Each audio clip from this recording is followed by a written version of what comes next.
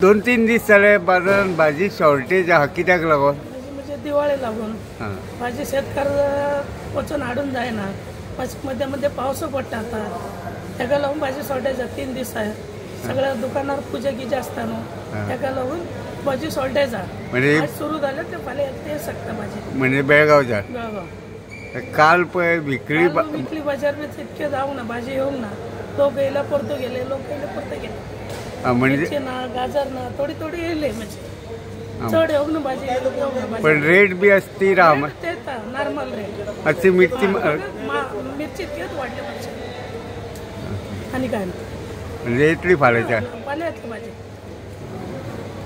3 दीस भाजी नसल्या कारणान मातशे लोकांचे हाल झाले. हाल झाले, परतो येयले परतो गेले. हाल मातशे झाले मार्केटात.